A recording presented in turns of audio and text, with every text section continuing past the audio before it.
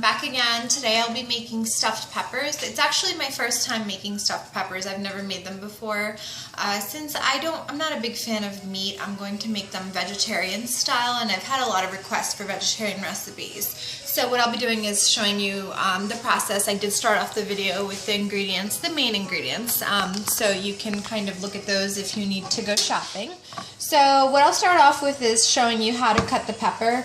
The traditional way is to cut the pepper, slice the top off, scoop out the inside, and fill it up with your fillings, whatever you'd like to. But I wanted to do it a little bit differently. I wanted to slice it in the middle, scoop out the middle, and then fill out each half. And I think it's better proportioned that way. It's easier to eat, and it's also probably quicker to cook. So I'm kind of doing it a little bit differently. So what you want to do is take a knife, be very careful, kind of just scoop out the inside, all the seeds and the stem, and you can just tap out any extra seeds and any of the extra fibrous fillings that are in the pepper itself. So that's what you're going to do as far as getting the peppers ready. And I have my oven at 375 degrees preheated for when the peppers are ready to go in. So this is nice and clean. This is just how you want it to be once you've cut it. And like I said before, you can slice off the top and have it a whole pepper to fill it if you'd like to do the traditional way. Okay, so what I'm going to do for the filling is I'm going to take a little bit of olive oil. I have my pan that's on the stove already. Just put in about a tablespoon of olive oil. You can put anything that you want in your peppers. I kind of got creative today and just chose the vegetables that I had at home. I'm going to take an onion. This is one small red onion chopped. I'm going to put that in there. I have garlic, and I actually added the salt to here as well. So this is 2 teaspoons of salt and 1 tablespoon of minced garlic. So I'm going to add that to my pan as well. I don't want to thoroughly cook anything. Just get the flavors going in the oil a little bit. Mix this around. And then what I have here is I have a tablespoon of red chilies in white vinegar. The vinegar really cuts the spice a little bit, gives it that tang, sweet and spicy, tangy taste. You can add any kind of seasonings you like. I like spicy food, so I'm going to add this.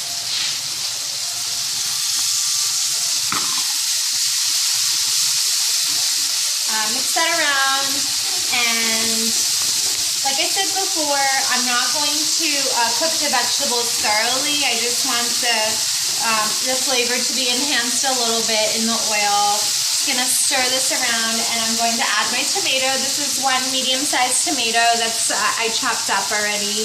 I'm gonna add that to the mixture. Get it going. I'm going to add my corn and beans. These are canned corn and beans. I've rinsed them, I've drained them.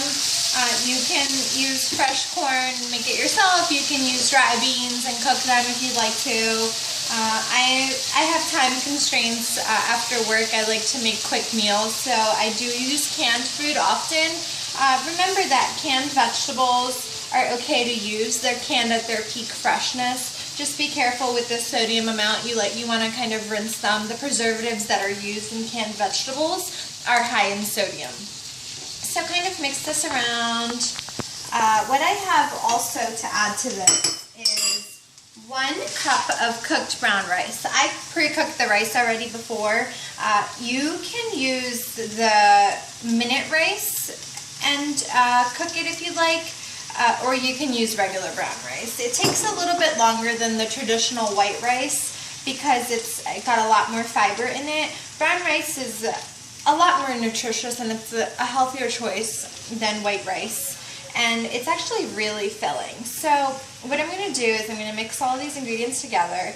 Because this will be filling the peppers and going in the oven, I don't really need to cook anything to make it a certain texture everything is pretty much cooked anyway. The beans, the corn, the rice, and as far as the onions and tomatoes goes, I think just a little saute in the oil is fine. Okay. Okay, so now I have my filling ready. I've got my peppers cut. What I'm going to do is I'm going to start off with the half of the bell pepper. I'm going to take a little bit of the mozzarella cheese that I have over here and put it at the bottom of the pepper. And then I'm going to take my filling and generously scoop it in, put in a good amount right in there. Fill it right up just like that. And then what I'm going to do is take my shredded cheddar cheese, sprinkle it right over the top, and place it right down on my baking sheet. I'm going to sprinkle a little bit of cilantro on top. I love cilantro and everything. Even as a garnish, it's pretty and the taste is just amazing. So I'm going to go ahead and fill all of these peppers up before they go right in the oven. Okay, so look how beautiful these look. I finished stuffing them. I garnished them with the cheese and the cilantro. And like I said before, I have my oven on 375 degrees. I'm going to stick these in the oven. It varies on how long you want to cook them. I think I'm going to put them in there for about 20 minutes, but I'll see just how well the peppers are cooking, and then we'll take a look in just a few minutes. Okay, so it's been about 10 minutes since the peppers are in the oven, and like you can see that the cheese is being melted, but the peppers are still, they look still pretty green and firm. So what I'm going to do is I'm going to leave them in the oven for a little while longer. I want the peppers to cook a little bit. I want them to be completely raw. Okay, so this is nice and done. I've had it in the oven for about 25 minutes, and the pepper looks nice and done. The outside is a little bit translucent. It's not completely cooked, but it's a little bit firm, but it's a little bit soft as well. So this is really hot, but I do want to taste it and let you know how it came out because this is my first time making it. So I did taste the filling before while these were cooking, and it was so good. But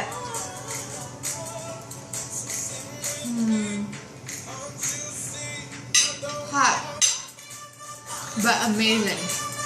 So I definitely recommend that you try this. Like I said before, if you're not a vegetarian, you can choose to put meat in it. So any kind of toppings that you'd like, but really hope that you do try this recipe because it's so easy and it's so delicious and it's also really, really good for you.